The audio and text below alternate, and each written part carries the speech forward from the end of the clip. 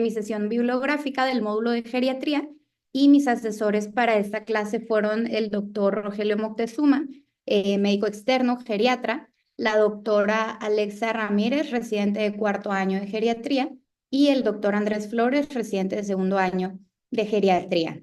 Les agradezco mucho a los tres por su apoyo en esta sesión.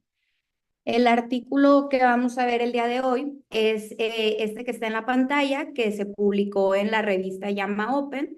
Se titula Gabapentinoides y el riesgo de fractura de cadera, y aquí hay un código QR por si desean descargar el artículo en PDF para que puedan ir siguiendo la sesión. Hablando un poco sobre esta revista, la revista JAMA Open fue publicada en el 2018. Es una revista online, está indexada, es internacional y es revisada por pares por la Asociación Médica Americana. Forma parte del conjunto de la red JAMA, tiene un factor de impacto de 10.5, lo que la coloca en tercer lugar en las revistas de Open Access. La dirección del proyecto estuvo a cargo de Miriam Lung, que tiene un máster en farmacoepidemiología y actualmente está haciendo sus estudios de doctorado en esta misma área. Sus afiliaciones son con la Universidad de Monash en Australia, que es la universidad que avaló este proyecto, la Universidad de Montreal, el Instituto de Geriatría de Montreal y la Universidad de Hong Kong. Algunas de las abreviaturas que vamos a utilizar a lo largo de la clase, y pues vamos a ver una pequeña introducción sobre los gabapentinoides. La idea de crear este grupo de fármacos análogos del GABA lleva ya más de 50 años y hace 30 años finalmente se introducen al mercado. Desde que los gabapentinoides llegan al mercado, pues su consumo ha incrementado de manera exponencial y siempre ha existido un predominio de su uso en los grupos de edad de adultos mayores. El objetivo de estos medicamentos, pues, es el manejo de síndromes dolorosos como dolor neuropático y fibromialgia.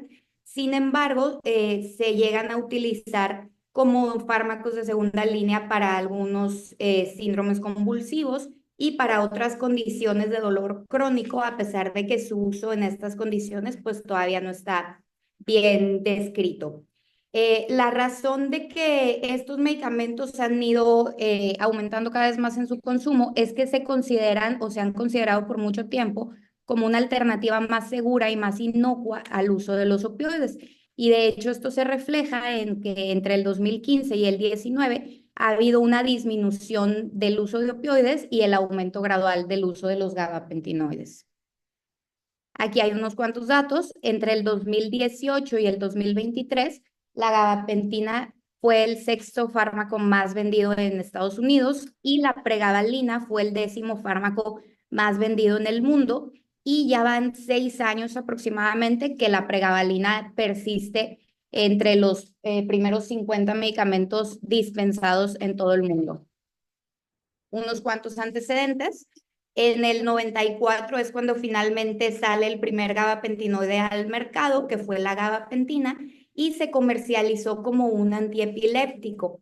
5 años después se aprueba el uso de la gabapentina para dolor neuropático, y 10 años después de que saliera al mercado y se acabe el periodo de patente, surge la pregabalina para el manejo de epilepsia, de dolor neuropático, el trastorno de ansiedad generalizada y la fibromialgia.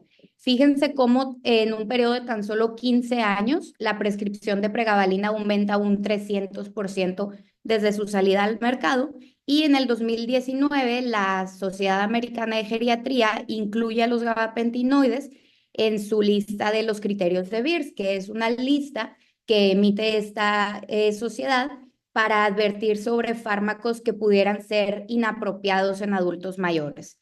A la fecha o en el momento en el que se hace este estudio, todavía no hay evidencia sobre el uso de estos fármacos para otras condiciones de dolor crónico. Sin embargo, sabemos que se utilizan y no había ningún estudio que relacionara el uso de los gabapentinoides con el aumento del riesgo de fracturas. Aquí hay unas cuantas gráficas sobre cómo ha sido la tendencia del uso de los gabapentinoides en los últimos años. La primera, que está aquí del lado izquierdo, fue publicada por la revista de la Sociedad Española del Dolor.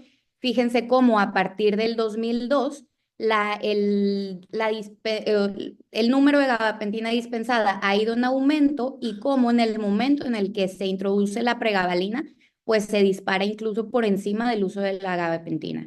Acá en la tabla de abajo se ve cómo el grupo de edad donde mayor predominio hay es en los pacientes mayores de 70 años y también pues que hay un predominio del uso de gabapentinoides en el sexo femenino. Estas dos tablas de la derecha fueron publicadas por la revista Lancet. En la primera vemos cómo hay una tendencia a la alza del uso de gabapentinoides conforme aumenta la edad de los pacientes. Y la segunda, pues nuevamente, cómo ha existido esta tendencia de que cada vez se utilicen más gabapentinoides, intentando disminuir el uso de otros medicamentos como los opioides o las benzodiazepinas.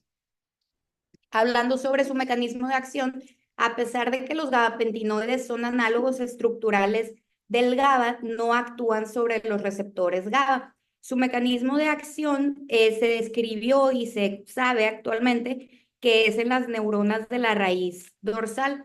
Lo que hacen estos medicamentos es que interactúan con este canal de calcio, que es el canal alfa-2 delta 1.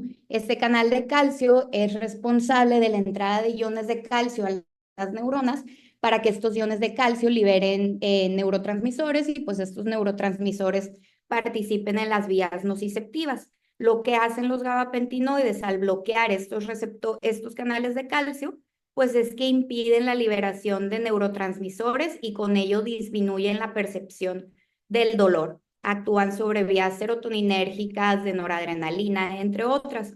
Algo interesante que hay que destacar y que actualmente se está estudiando es que estos canales alfa-2 delta 1 pues no solamente están en el sistema nervioso central, se han descrito en muchos otros tejidos y tienen un predominio importante en el sistema musculoesquelético. Entonces, por ejemplo, este influjo de iones de calcio está relacionado en las respuestas que tiene el hueso a la carga y a la contracción muscular. Hablando sobre sus efectos adversos, teniendo en cuenta que participan en el sistema nervioso central y en el hueso, pues a nivel del sistema nervioso central se pueden relacionar con fracturas porque causan somnolencia, mareo, alteraciones de la marcha y desórdenes del equilibrio que pudieran en los pacientes pues predisponerlos a que presenten caídas y con esto fracturas.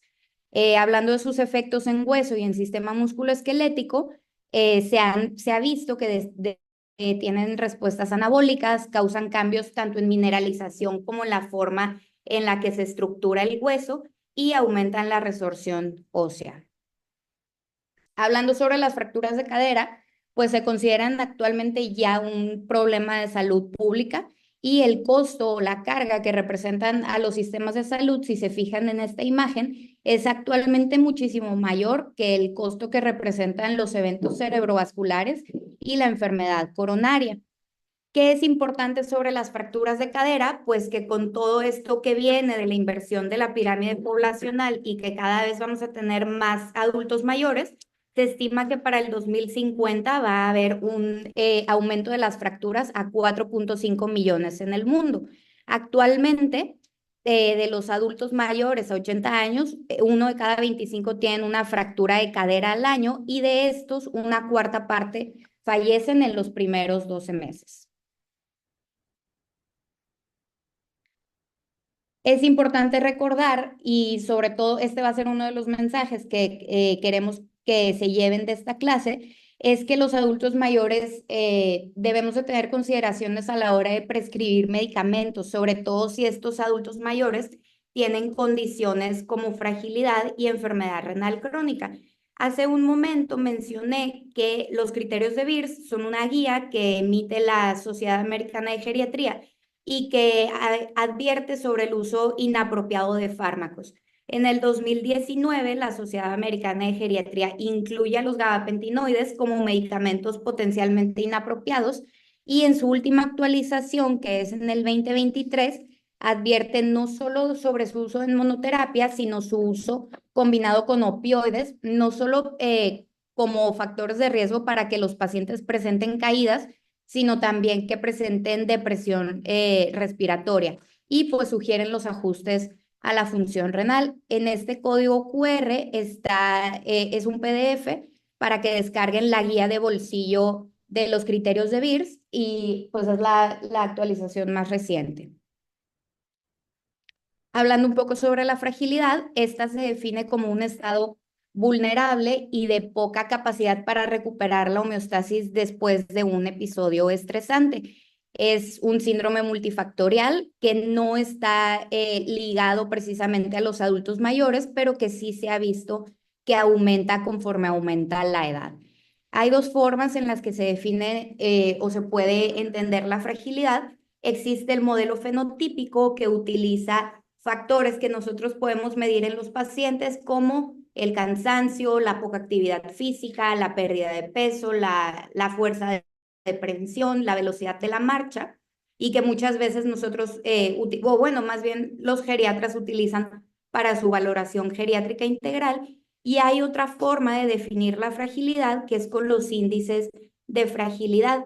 Estos utilizan modelos que se llaman modelos acumulativos de déficits, en los que determinan que la fragilidad aparece con la suma de distintas enfermedades. Entonces, por poner un ejemplo de cómo se hace un modelo acumulativo de déficits, alguien puede determinar que la fragilidad es porque hay 10 enfermedades que pueden condicionar a la fragilidad. Entonces, un paciente que presenta 8 de estas 10 enfermedades es más frágil que a lo mejor un paciente que solo presenta una de estas enfermedades. ¿Por qué me detuve aquí para hablar de estos modelos acumulativos de déficits? Porque estos nos permiten evaluar a la fragilidad sin tener que estar viendo al paciente. Si alguien quiere hacer estudios de fragilidad utilizando solamente bases de datos, puede utilizar estos índices porque solamente necesita saber si el paciente presenta o no las enfermedades que condicionan a la fragilidad. Y específicamente en este estudio se va a utilizar un modelo de déficits que es el score de fragilidad hospitalaria para definir la fragilidad en los participantes. Hablando de por qué es importante que nosotros a la hora de prescribir a los adultos mayores consideremos la fragilidad, pues debemos entender que un paciente frágil tiene mayor riesgo de tener efectos adversos medicamentosos porque tanto la farmacocinética como la farmacodinamia van a estar alteradas. Por ejemplo, a nivel de la absorción, pues vamos a tener una disminución en la motilidad gástrica y en el metabolismo. A nivel de distribución, este es muy importante porque los cambios de composición corporal, que el paciente sea sarcopénico, que el paciente tenga más grasa, pues va a modificar la forma en la que se transportan medicamentos liposolubles e hidrosolubles, además de que va a haber una reducción de la albúmina plasmática y por lo tanto una alteración en el transporte de medicamentos que se unen a proteínas. Va a haber una disminución en los flujos hepáticos. Normalmente va a existir una disminución de la tasa de filtrado glomerular y con ello menor excreción y mayor permanencia del fármaco en sistema. Y pues otras condiciones como la poca respuesta que tienen estos pacientes a efectos estresantes. Entrando ya de lleno a la investigación, este estudio fue aprobado por dos comités de ética, el del Instituto Australiano de Salud y Bienestar y el comité de la Universidad de Monash. Y pues este estudio sigue la guía de Strobe. La pregunta de investigación fue si el uso de gabapentinoides se asocia a un mayor riesgo de fractura de cadera y si el riesgo difiere de acuerdo con la edad, la fragilidad y la función renal. De acuerdo con el método PICO, en este caso, la población fueron pacientes mayores de 50 años que fueron hospitalizados por una fractura de cadera. La intervención es el uso de gabapentinoides. La comparación fue el uso reciente de gabapentinoides, que más adelante vamos a definir como el periodo índice, y el uso no reciente, que vamos a definir como el periodo de referencia. Y además se llevó un análisis de subgrupos para dividir a los pacientes de acuerdo a características como la edad, el sexo, la fragilidad, la enfermedad renal crónica y otras comorbilidades. Y pues el resultado que se midió fue el desarrollo de una fractura de cadera. Los objetivos de la investigación fue encontrar la asociación del uso de gabapentinoides y el riesgo de fractura de caderas y de manera secundaria estratificar esta asociación entre grupos de edad y estados de fragilidad y de enfermedad renal crónica. El diseño del estudio fue un estudio de tipo case crossover, utilizó un método que se llama caso, tiempo, control, y para esto se llevaron dos tipos de análisis. El primero es el de los casos cruzados, que ahorita voy a explicar, y el segundo es el de los casos cruzados con controles en el futuro.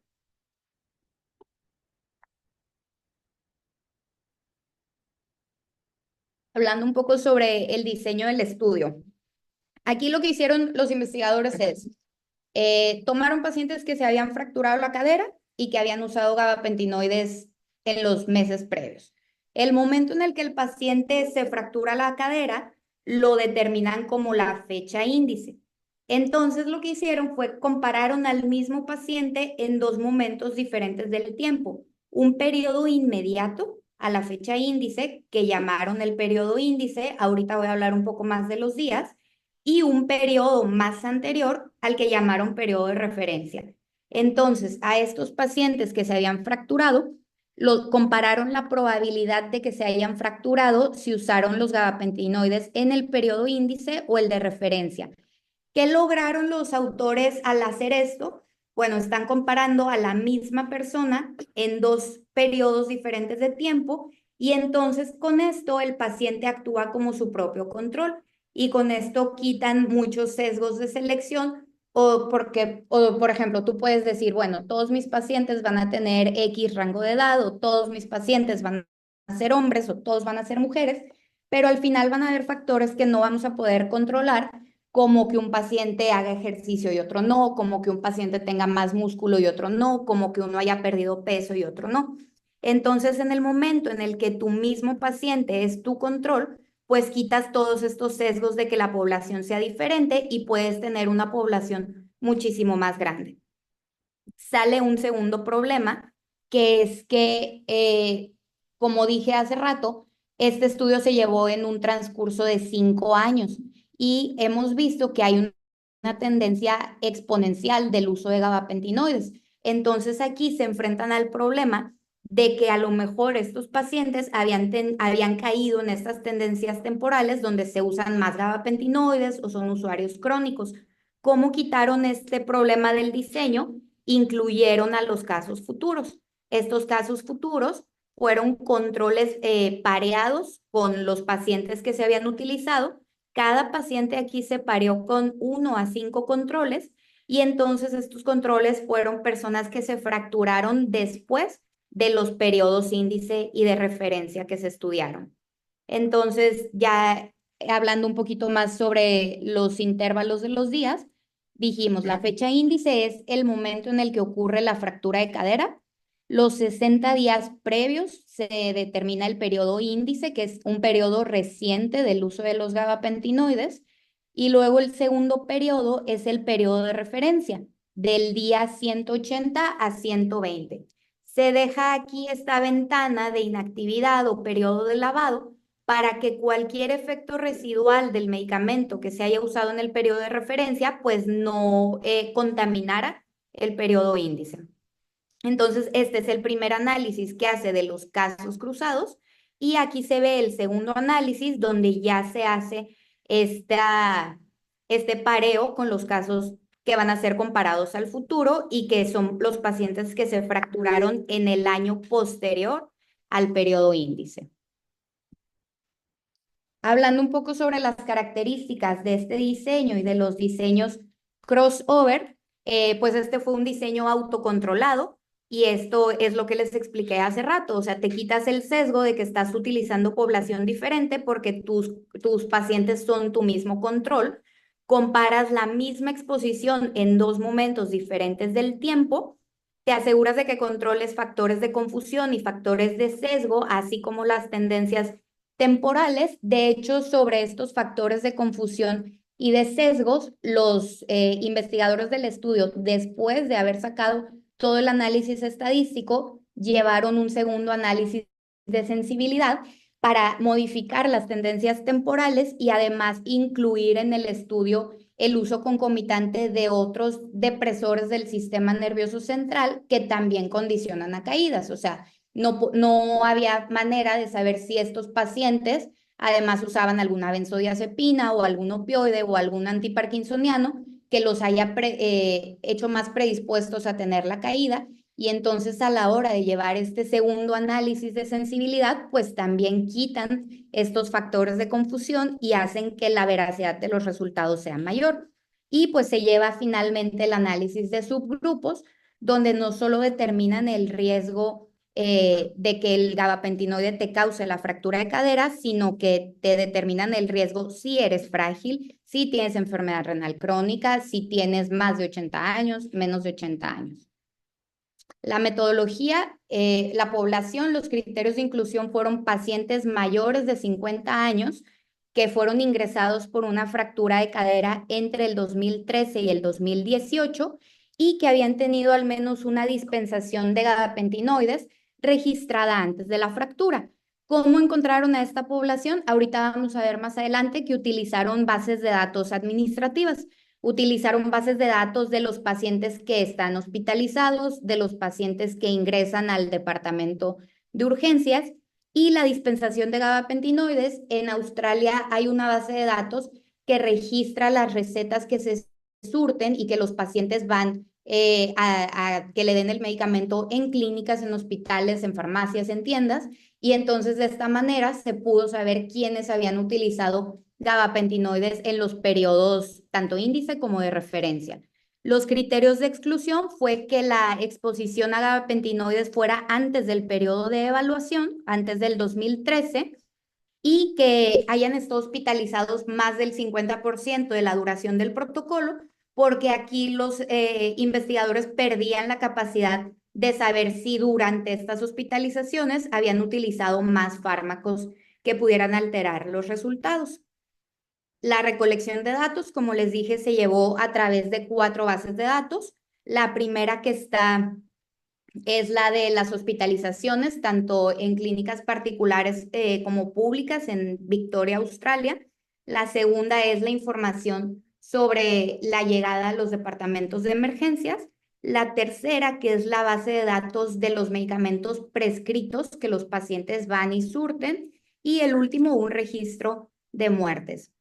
El análisis estadístico se utilizaron 2 software, el SAS versión 9.4 y el R versión 4.0, y este análisis se llevó desde el 2023 hasta el 2024. Compararon las características de los pacientes con la diferencia media estandarizada para asegurar que los grupos, tanto los casos como los controles, eran muy parecidos entre ellos, y utilizaron un modelo de regresión para calcular el odds ratio y el intervalo de confianza.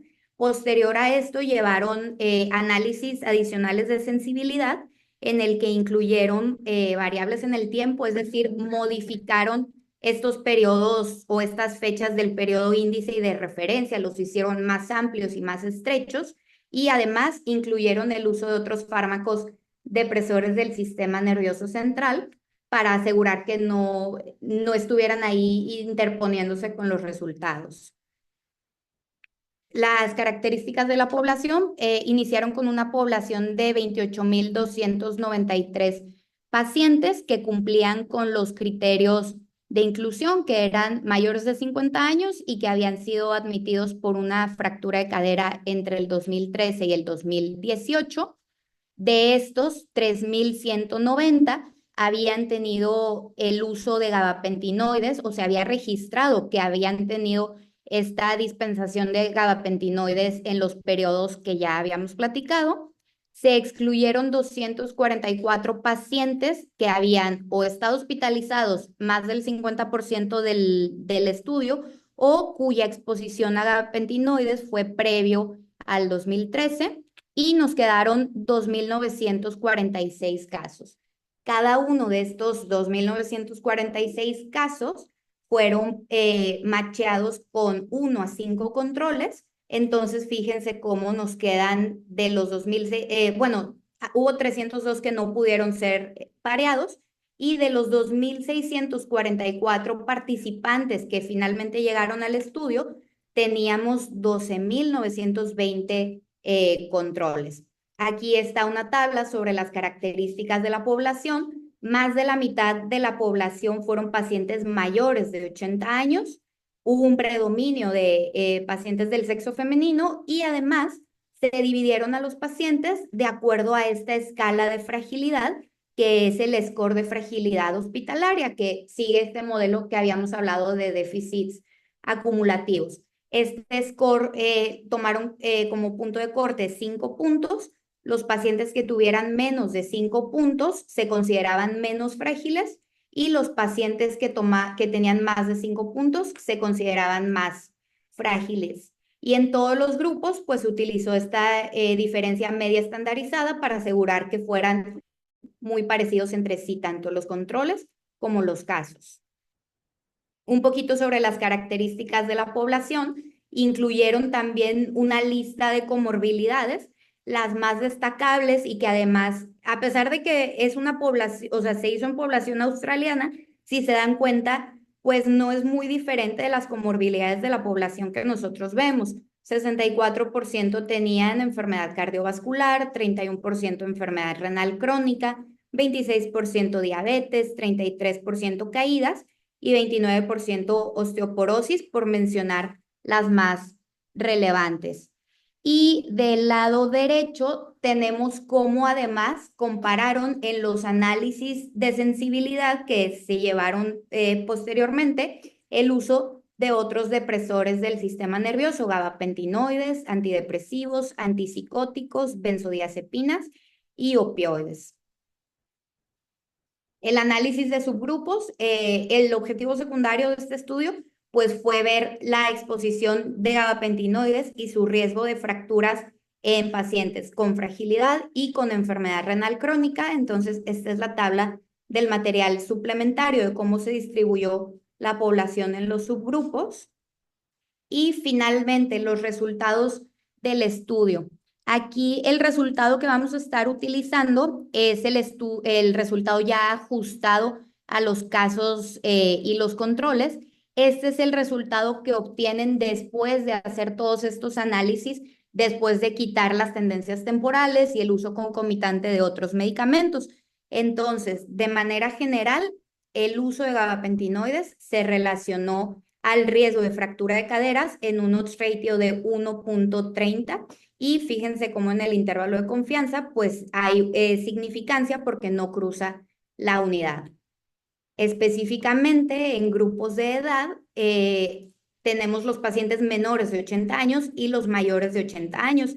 En los pacientes menores de 80 años hubo un odds ratio de 1.34, que fue significativo, no cruza la unidad, y en mayores de 80 años, aquí sí hubo un odds ratio de 1.25, sin embargo, al cruzar la unidad, pues no podemos determinar que en este grupo de pacientes el riesgo es real o la asociación es real.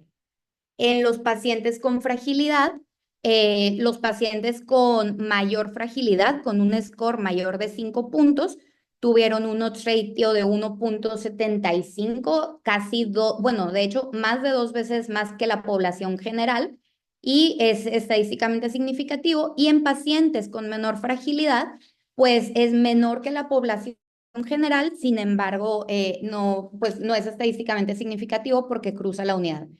Hablando de la enfermedad renal crónica, aquí vamos a ver más adelante que una limitante del estudio es que no se valoró de acuerdo a grado de enfermedad renal crónica, sino que nada más con cumplir la definición de la CADIGO lo catalogaron así. Es posible que después se deba llevar a cabo un estudio sobre cómo se hace el odds ratio en cada una de las etapas de RC.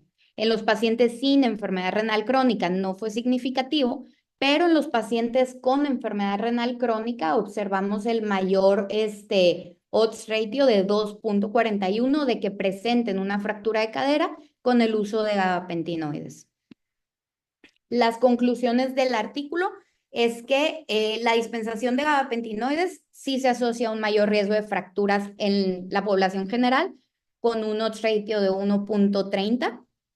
La asociación es similar entre los grupos de edad, sin embargo, sí hay más riesgo en pacientes con fragilidad y con enfermedad renal crónica. La tercera conclusión es que ya existían antecedentes de que otros depresores del sistema nervioso central aumentaban el riesgo de fractura de caderas pues entre estas y muchas otras razones se optaba por el uso de gabapentinoides. Sin embargo, sí hay que tener en cuenta que pues estos medicamentos tienen el mismo riesgo que otros de que se presenten las fracturas y pues se necesitarían estudios adicionales, que es lo que mencionamos. Número uno, se utilizaron ambos gabapentinoides, a lo mejor determinar si hay uno que conlleve mayor riesgo que otro, si el riesgo cambia de acuerdo al grado de deterioro renal o incluso si el paciente está en terapia de reemplazo y de otras comorbilidades. El estudio pues tiene significancia estadística. De manera general tenemos el riesgo del 30% de presentar una fractura de cadera con el uso de gabapentinoides. Es un resultado estadísticamente significativo que no cruza el 1. Y además la relevancia clínica del estudio pues es tener en cuenta que si tu paciente es frágil o tu paciente tiene enfermedad renal crónica, este riesgo va a ser muchísimo mayor. Entonces, pues debemos de tener ahí cuidado a la hora de prescribir estos medicamentos, sobre todo porque son este grupo de pacientes en los que más vamos a prescribir estos fármacos. Hablando, sí, Dani, de las limitantes, ahorita las vamos a mencionar más adelante, pero sí hay varias limitantes. Voy a hablar primero de lo bueno, de las fortalezas del estudio. Hubo muchas, la forma en la que se llevó esta metodología, pues eliminó muchos sesgos. Primero, el sesgo de confusión en el momento en el que tus pacientes son tu mismo control y por lo tanto tienen las mismas características. El sesgo tanto del usuario persistente como de las tendencias temporales que se elimina a la hora de que llevas el análisis con los casos futuros. El sesgo de selección, porque pues al final de cuentas se utilizaron bases de datos administrativas. Los investigadores no seleccionaron directamente a los participantes. El sesgo de desprescripción y de tendencias temporales, ya que fue un estudio unidireccional. Utilizaron primero los casos pasados y luego los casos futuros. Y pues finalmente la solidez de los hallazgos, que se concreta en el momento en el que se lleva el análisis de sensibilidad adicional. Las limitantes del estudio es que lo que se analizó fue si el paciente dispensó o surtió la receta para gabapentinoide. No podemos asegurar que lo consumió, la dosis que consumió o si lo suspendió en algún momento. Que este tipo de diseño normalmente se utiliza para evaluar efectos agudos de medicamentos y aquí utilizamos periodos de tiempo pues más prolongados. No se pudo hacer un análisis de subgrupos para cada uno de los gabapentinoides de manera individual. Sin embargo, sí describen los autores que el gabapentinoide más utilizado, creo que como en un 70% fue la pregabalina. No se pudieron controlar factores de confusión dentro del mismo individuo, o sea, sí controlo entre individuos porque actúan como el control, pero no puedo determinar si durante el estudio alguno tuvo un episodio de dolor agudo que lo condicionara a consumir más o menos medicamento. Y pues finalmente que a pesar de que es una población grande, es una población de solo pacientes de Australia, entonces pues no se podrían en este momento extrapolar los resultados a otras poblaciones. En este artículo no hubo conflictos de interés. Y pues los mensajes para llevar a casa, el primero es que el uso de gabapentinoides ha aumentado en los últimos años. Se utilizan como una alternativa de opioides y debemos de recordar que solamente están aprobados para dolor neuropático, a pesar de que malamente se utilicen para otras condiciones de dolor crónico. El punto número 2 es que el uso de pregabalina y gabapentina aumenta el riesgo de fractura de caderas de manera general y pues específicamente aumenta el riesgo aún más en grupos de riesgo, ya sea con fragilidad y con enfermedad renal crónica, y que pues la Sociedad Americana de Geriatría en los criterios de Beers advierte sobre su uso en adultos mayores. El tercero es recordar que estos fármacos deben de llevar ajuste de acuerdo a la función renal, teniendo en cuenta que su excreción es más del 90% a través de esta vía. El cuarto es que de manera general un paciente frágil tiene mayor riesgo de tener efectos adversos medicamentosos por todos estos alteraciones de la farmacocinética y la farmacodinamia. Y el quinto es que deberíamos de incorporar a nuestra práctica el uso de calculadoras para valorar la fragilidad y de acuerdo a esto poder prescribir de manera más apropiada medicamentos cuando tenemos pacientes que son adultos mayores. Estas fueron las referencias y esto es todo. Muchas gracias por su atención. No sé